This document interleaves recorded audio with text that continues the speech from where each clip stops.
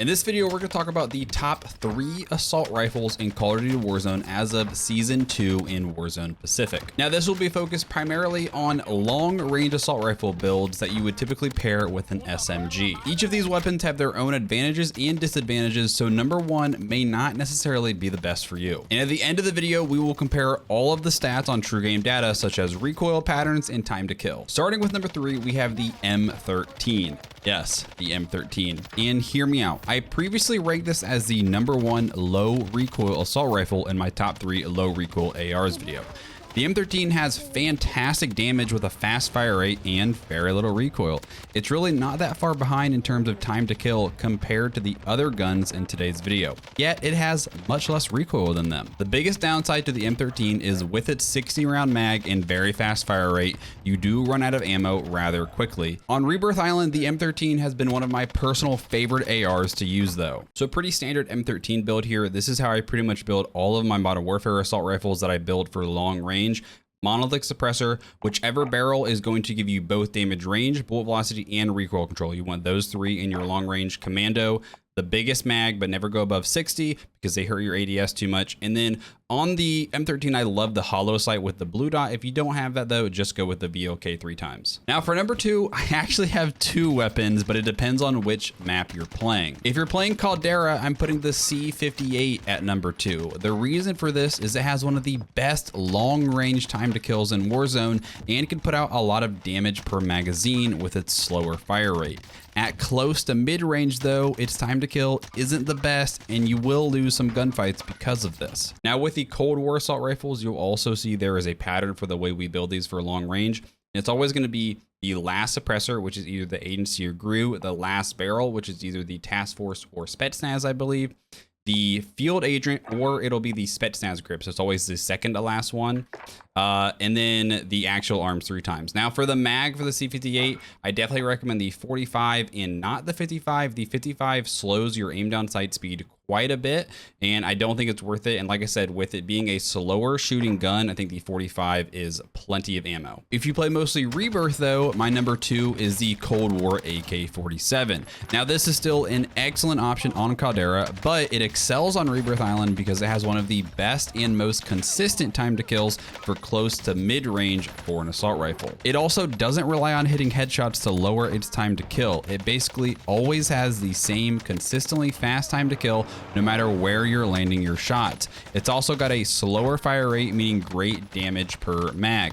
The AK also has been one of my favorite sniper support weapons because of its damage profile. And I will have a video coming soon of my top sniper supports, and I do currently already have a video of my AK-47 sniper support build if you're interested. So again, you'll see on the Cold War AK, the build is pretty much identical to the C58. It's just the names are a little bit different. And again, same thing goes with the AK. The 45 round is definitely what I recommend. The 60, again, really slows your aim down sight speed. And unless you're playing quads and maybe you're not a very aggressive player, I definitely say stick to the 45. And coming in at number 1 as the best assault rifle in Call of Duty Warzone currently, we have the XM4. The XM4 is like the best of both worlds of the C58 and the AK, being able to excel at all ranges. To me, it has the perfect fire rate as well. Fast, but not too fast where you're running out of ammo like the M13.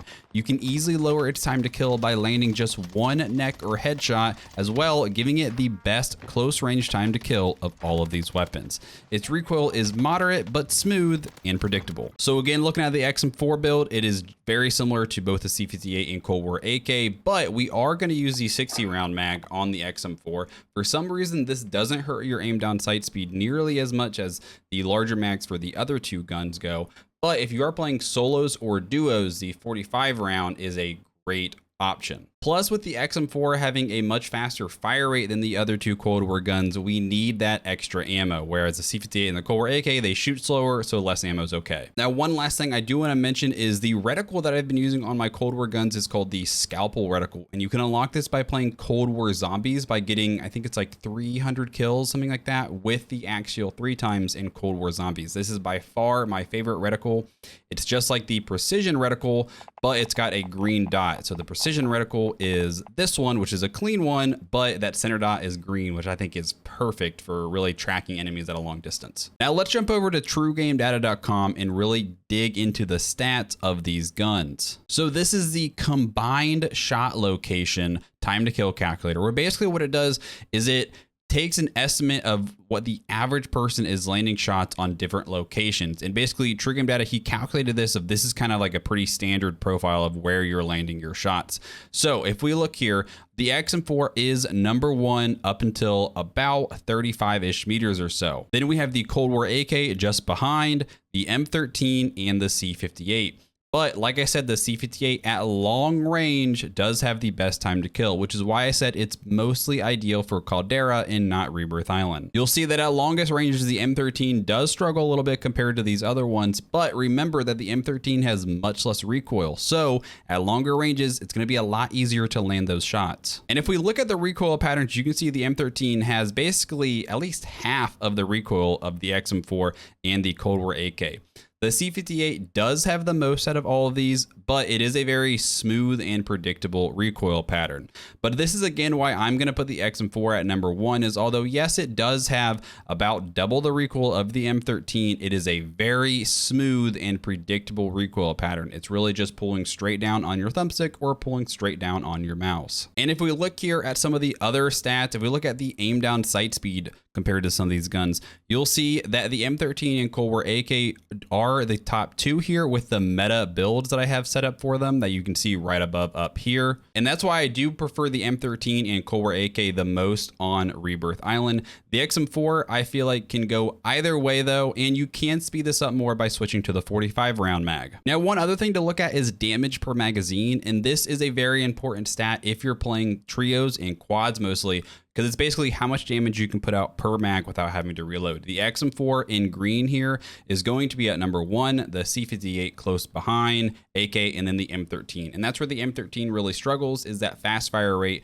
There's not as much damage you can put out per magazine. Now you could make both the C58 and AK higher if we were to put on their largest magazine, but for both of those guns, it really slows both your aim down sight speed and your reload time, and I don't think it's a great option to do so. So guys, I hope you found this video helpful. Like I said, I will be doing my top sniper supports video in the near future. If you want to see that, make sure to subscribe. Otherwise, thanks for watching. We'll see you in the next one.